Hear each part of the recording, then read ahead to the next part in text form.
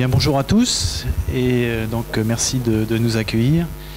Alors, donc moi je suis géologue marin, je travaille à l'Ifremer Brest au sein donc du laboratoire environnement sédimentaire et je me retrouve être un peu le porte-parole d'un certain nombre de travaux qui sont réalisés au sein de notre équipe, utilisant donc les données litho 3D, mais également des travaux auxquels on est associé et qui sont pilotés par nos collègues universitaires, notamment de l'IUM, que ce soit Bernard Le Gall ou Pierre Stéphan. Alors je vais essayer de ne pas vous assommer trop, surtout avant le repas, par des résultats scientifiques, mais l'idée c'était donc de vous présenter des cas concrets en fait d'application des données litho 3D donc aux géosciences marines. Alors, je vais vous proposer en fait 4 illustrations de mon propos qui, vous allez le voir, en fait, touchent à des questions, à un panel de questions scientifiques assez large, ou en tout cas sur des échelles de temps très larges, puisqu'on va parler de plusieurs centaines de millions d'années. Je ferai une petite interro à la fin, vous allez voir, et jusqu'à des échelles de temps très très courtes. Donc, Première partie, je vais vous parler de la géologie du socle rocheux varisque breton. Alors, il y a sûrement des termes que vous ne connaissez pas, mais je vais rapidement vous expliquer tout ça. Également, on a travaillé avec les données litho 3D Finistère sur les pêcheries en pierre de l'âge de bronze ancien. Donc, également sur l'évolution, donc là c'est plus récent, ça recoupe un petit peu ce qui a été dit ce matin, l'évolution donc des corps sédimentaires littoraux, notamment dans la baie de Morlaix. Et puis également, on va s'éloigner du Finistère pour les eaux chaudes, puisque je vous parlerai rapidement du projet RIFCOR et de l'étude donc des plateformes carbonatées et des récifs coralliens autour des îles éparses. Alors, premier cas concret, nous avons été menés, notamment, c'est Bernard Le Gall donc, qui a initié ce projet-là. Bernard travaille en fait sur la compréhension de la géologie régionale et notamment de la géologie à la pointe du Finistère, la géologie armoricaine du pays de Léon que vous avez ici dessiné sur la carte simplifiée géologique. Alors, son étude en fait concerne à essayer de comprendre l'histoire géologique de cette région et cette histoire elle nous ramène très très loin. C'est pour ça que je vous ai mis un petit peu cette échelle de temps rigolote géologique, puisque là on parle des temps hercyniens. Alors c'est tout simplement situé ici au niveau du, je sais pas ce que c'est, un genre de moustique ou d'une drôle de bête avec des ailes. Donc on se situe entre 300 et 400 millions d'années. Alors pourquoi on est peut-être un petit peu loin ici avec les données litho 3D? Pas tant que ça.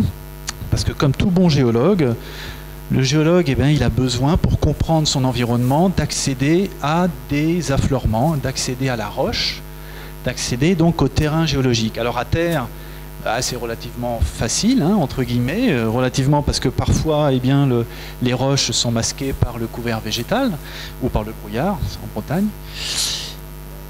Mais en mer, nous avons aussi besoin d'accéder à ces systèmes rocheux. Donc là, c'est évidemment un petit peu plus compliqué, et notamment quand on travaille dans cette partie ici de la mer d'Iroise, autour de l'archipel de Molène.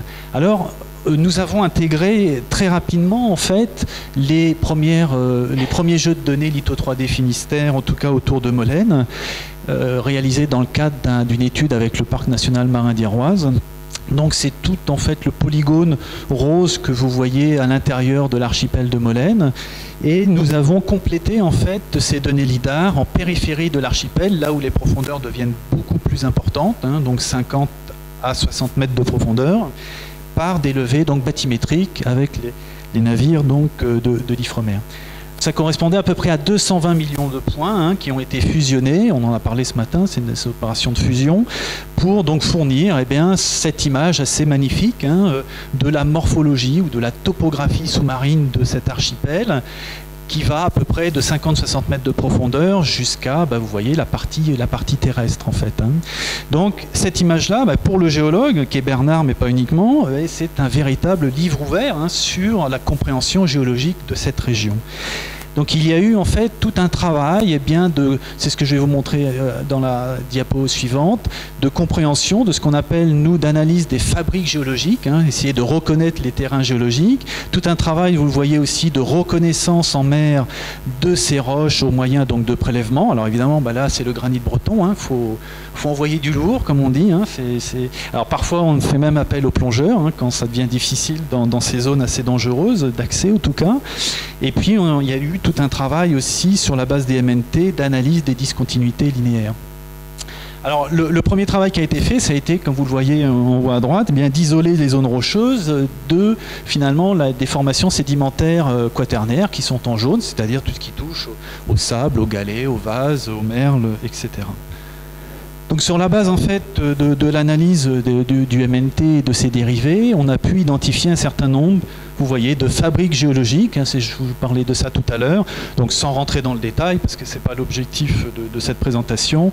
On isole en effet des granites, des granodurites, ce qu'on appelle les micaschistes du Conquet avec cet aspect, vous voyez, un petit peu rayé là, et puis d'autres fabriques comme le granit de la Béryl-Dut qui vient d'apparaître. Et l'ensemble de ces analyses ont été recoupées avec les données à terre, c'est-à-dire celles qui sont accessibles en effet sur les plages, là où les roches peuvent affleurer. Alors de ces résultats, de cette utilisation de la donnée litho 3D et de leur analyse, il en ressort en fait deux résultats majeurs. Le premier c'est celui-là, on ne va pas le détailler non plus, mais ça vous donne une bonne idée maintenant, en tout cas, et à Bernard aussi, de finalement la continuité de la géologie terrestre du Léon en mer, telle qu'elle était, en fait, elle était très très peu connue ou très très mal connue hein, dans l'archipel de Molène. Et donc, ce qui est assez intéressant, c'est cette zone qui est ici en grise, là, hein, qui paraît rien, mais en fait, c'est quelque chose qui était complètement inconnu, ce dôme magmatique. Donc ça, c'est un premier résultat donc, qui a été publié l'année dernière. Et puis un deuxième travail à la suite de ça, bah, c'est d'analyser toutes ces discontinuités dont je vous parlais tout à l'heure, parce qu'elles vont permettre de mieux comprendre le fonctionnement dans le temps de la mise en place de ces roches au niveau du pays Léonard. Donc sans rentrer dans le détail, encore une fois, vous voyez qu'il y a des déformations qui sont sous la forme de sigmoïdes qui représentent des zones, nous, ce qu'on appelle de cisaillement, donc des zones importantes. Et puis des déformations qui sont beaucoup plus cassantes, qui sont des linéaires presque droits, et avec les données donc litho 3D qui sont quand même très précises, hein, même à 5 mètres, on a pu comme ça cartographier un champ de linéation extrêmement important. Deuxième exemple, alors cet exemple il nous ramène à un âge beaucoup plus récent, en quelque sorte. Hein. Il s'agit en fait de l'étude des pêcheries en pierre à l'âge de bronze ancien. Donc ça, c'est une étude qui est pilotée par Pierre Stéphan de Géomère, à laquelle donc on a été assez vite associé, à la suite notamment des résultats que je vous ai montrés un peu précédemment sur l'archipel de Molène.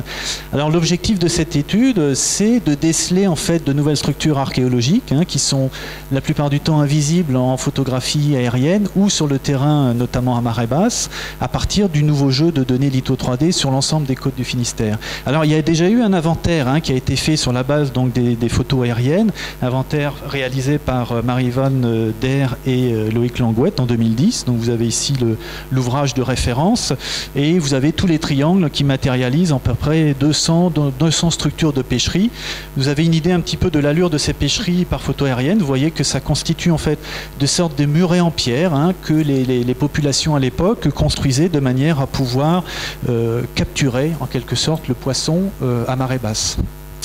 On arrive parfois en effet à marée basse à accéder à des vestiges hein, de ces pêcheries. Vous voyez que par rapport aux pêcheries originelles, une grande partie eh bien, ont été démantelées. Mais pour l'essentiel, la difficulté c'est d'accéder donc aux pêcheries qui sont beaucoup plus profondes. Alors, l'exemple que je vous montre, c'est un exemple, un travail qui a été réalisé dans l'archipel de Molène. Vous avez ici donc en rouge, en triangle rouge, les structures inventoriées par photographie aérienne, et puis en jaune, toutes les structures qui ont pu être observées à partir donc, des données nouvelles du LIDAR et les compléments réalisés donc, en sondeur multifaisceau. Alors la difficulté, évidemment, on le voit avec le plongeur là-bas, hein, c'est que l'ensemble de ces cordons construits sont extrêmement couverts par la végétation. Alors, le complément que l'on réalise avec les données multifaisceaux permet quand même d'accéder à un niveau de résolution, on en parlait aussi tout à l'heure, plus fin. Vous voyez ici en fait une coupe topographique qui traverse un cordon, un ancien cordon, une ancienne pêcherie, avec une résolution de 50 cm. Donc l'objectif de cette future étude, c'est, on l'a dit, de projeter à l'ensemble des côtes du Finistère et de mieux positionner en fait les structures pour mieux les dater. En effet, les études de terrain montrent qu'en fait ces anciennes pêcheries ont été élaborées par ces communautés pour être accessibles notamment dès les morteaux. Hein. Donc elles étaient construites, vous le voyez ici, un genre de schéma qui représente un petit peu sur la base des vestiges que l'on a pu trouver. Ces pêcheries étaient construites à peu près à 1 mètre sous le niveau des pleines mers des morteaux. Donc sur la base de ces informations-là, et sur la base également des profondeurs donc, récupérées sur les données donc, litho 3D plus complément SMF, on a pu montrer qu'il existait sur l'archipel de Molène en fait 2 générations de pêcheries. Une première génération de pêcheries en bleu là-bas, vous voyez, qui date de la fin du Mésolithique, hein, donc ça vous donne, vous avez en bas les âges, hein, parce que je me doute que vous ne connaissez pas forcément l'ensemble de cette échelle de temps, donc à partir de 6000 avant Jésus-Christ. Et puis, la deuxième génération de pêcherie en rose, qui est matérialisée ici par les triangles rouges, eh bien, concerne en fait le néolithique ancien et l'âge de bronze. Alors ici, on a pu rejouer donc une marée basse, notamment de morteaux, hein, pour une date de 2200 cal BC, et qui montre en effet que toutes ces pêcheries en rouge étaient fonctionnelles à ce moment-là. Alors, in fine, dans ce travail-là, l'idée c'est de documenter l'ensemble des structures qui pourraient être reconnues sur la base des données litho 3D ou des zones où on a des données multifaisceaux, mais c'est loin d'être le cas partout en tout cas. Donc tout ce qui touche à la logique d'implantation, à la morphologie. Donc ça c'est ce qui a été fait sur l'archipel de Molène, encore un exemple. Et puis à droite, vous voyez ici, enfin vous voyez ou peut-être difficilement, vous voyez ici du côté de l'île de Bas en fait se matérialiser également une pêcherie sur la base donc des données LIDAR. Troisième exemple d'étude, hein, c'est une étude en fait qui concerne cette fois-ci l'évolution des corps sédimentaires littoraux qui sont connus notamment en baie de Morlaix depuis les années 80. Alors, comme pour les autres études, généralement on part dès le départ d'une intégration des données litho 3D avec les données bathymétriques acoustiques. Donc cette intégration permet de produire encore une fois un MNT continu, comme vous le voyez ici à gauche. C'est une étude qui sera en grande partie publiée prochainement aux éditions Coae. Donc là on voit bien en fait hein, l'intégration qui a été réalisée entre les données LIDAR sur la partie estran et petit fond, et puis les données bathymétriques multifaisceaux qui ont été réalisées à l'aide des bateaux. Alors, je vais vous parler de cette zone-là en particulier, de cette petite zone qui constitue en fait l'extrémité nord-est du prisme sableux de la baie de Morlaix, et on a essayé de comprendre eh bien, comment évoluer cette zone, ce cortège sédimentaire à différentes échelles de temps, notamment échelles de temps pluriannuelles et décennales. Et pour ce faire, on a bénéficié en fait de données multifaisceaux bathymétriques anciennes, vous voyez 2009, de données donc du LIDAR de 2012 et des données plus récentes de 2014 d'un sonar interférométrique, mais qui est assez proche en fait d'un sondeur multifaisceau en quelque sorte. Hein. Donc notre idée, c'était de voir si finalement comment avait évolué ce système. Vous voyez, en fait, se dessinent des systèmes de barres sableuses hein, qui sont presque perpendiculaires à la côte, et entre ces barres sableuses, on a des systèmes de sillons. Donc on a une alternance de barres sableuses et de sillons qui sont composés en fait de sédiments très différents. Hein. C'est ce que montrent les photos un petit peu en dessous. Les barres sableuses sableux, c'est un sable fin, très homogène, alors que les sillons entre les barres est constitué d'un sédiment très coquillé, très hétérogène. Donc vous avez une coupe en bas qui traverse l'ensemble en fait de cette pointe sableuse là, qui montre qu'en fait cette alternance est relativement régulière avec une légère asymétrie en direction du sud-ouest. Alors, on a essayé donc du coup, à travers donc des jeux de données MNT, de faire donc des MNT différentiels, de regarder un petit peu l'évolution des limites des différents types de barres et de sillons, et ainsi de quantifier les déplacements et les volumes sédimentaires remis en mouvement en fonction des différentes périodes. Donc vous voyez ici sur deux cartes, entre 2012 et 2009 notamment, on s'aperçoit que les zones en érosion sont relativement importantes dans le système, notamment l'essentiel des têtes en fait, de barres sableuses sont en érosion, donc en couleur bleue, et puis on a quelques zones de dépôt, mais qui sont plutôt orientées dans la partie sud-ouest en fait, de chacune des barres sableuses. Donc ça traduit assez bien finalement sur cette période-là, une migration du système, une migration lente, mais une migration du système en direction donc du sud-ouest. Voilà. Entre 2014 et 2012, c'est-à-dire après l'épisode de tempête extrêmement fort de 2013, eh bien, on s'est aperçu au final que on avait une relative stabilisation du système. Vous voyez que les zones en bleu sont assez maigres. Au contraire, on a plutôt une sorte d'engraissement qui s'est déroulé. On a davantage donc de surface de sable qui s'est déposée sur cette période-là, malgré donc l'épisode de tempête extrêmement important qu'on avait subi pendant l'hiver 2013. Alors cette constatation-là, on l'a fait également sur un certain nombre de coupes qui peuvent traverser, on voit le système de barres sableuses. Donc entre la coupe bleue de 2009 et les coupes topographiques de 2012 et 2014, on voit qu'il y a eu sur les 3 premières années, en tout cas, des événements majeurs qui montrent une érosion du système et une migration du système. Quand même, sur l'ensemble en fait, de l'analyse de ces données-là, et notamment de l'analyse des données de 1980, on voit que c'est un système qui a une forte résilience malgré les périodes donc, tempétueuses, violentes et longues, avec une migration en direction du sud-ouest. Alors, dernier exemple, ça, je me doute, ça fait beaucoup. Dernier exemple concret de l'utilisation des données litho 3D chez nous.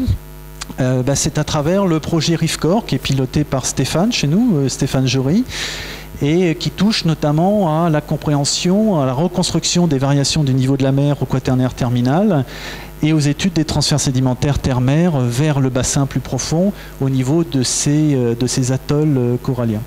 Alors c'est vrai que, pourquoi les zones éparses? Parce qu'en fait cette zone de l'océan Indien est relativement mal connue et c'est vrai que ces récifs coralliens ont la propriété de répondre très très vite aux variations du niveau marin et donc d'être de véritables archives, d'enregistrer ces variations. Donc l'objectif c'était de pouvoir cartographier donc, les morphologies récifales actuelles et anciennes. Pour ce faire, donc, les collègues ont pu bénéficier très vite des données litho 3D que tu as présenté ce matin, à partir desquels, vous le voyez ici, j'ai pris un exemple sur les îles Glorieuses, mais ça a été fait sur l'ensemble des îles, et bien à partir desquels, en fait, toute une analyse a été réalisée morpho-bathymétrique et qui a pu appuyer par la suite une stratégie d'échantillonnage. Alors notamment, l'un des objectifs de cette étude, c'est de relier, on va dire, l'évolution dynamique qui peut être décrite à partir des données litho 3D avec l'évolution plus temporelle ou historique, avec la compréhension de l'hétérogénéité de l'épaisseur des sédiments dans les lagons et de leur migration au travers donc d'acquisitions sismiques, comme vous avez ici en bas à gauche. Alors, ces données litho 3D nous ont permis quelque part aussi d'affiner notre stratégie lorsque nous sommes retournés en mars de cette année sur la zone. Alors à partir d'une goélette, alors c'est plutôt assez sympa comme navire océanographique, ça change un peu de nos bateaux. Mais donc cette mission en fait qui a été programmée en mars 2015, elle a été, vous le voyez, en complément des données litho 3D acquises en 2012. Donc vous avez en haut ici les données concernent un sondeur multifaisceau, celui de l'université qui avait été amené pour l'occasion, et des données en rouge ici, des profils sismiques qui avaient été réalisés en fonction des objectifs aussi scientifiques. Alors vous avez ici un exemple des résultats sur la carte de droite qui montre en fait le complément de la donnée multifaisceau ici relativement dense, hein, forcément par rapport à la donnée bathymétrique, mais qui montre aussi surtout l'étagement de falaises, hein, comme vous voyez à partir de 50 mètres, 90 mètres. On a une succession donc de falaises carbonatées bioconstruites, hein, qui correspondent à des événements de stabilisation du niveau marin, donc à des paléoniveaux marins qui sont importants pour nous à comprendre pour essayer donc de reconstruire l'histoire de cette région et de l'évolution du niveau marin dans cette région. Voilà, alors je ne fais pas plus long. Je vous remercie. Puis si vous avez des questions, j'essaierai d'y répondre.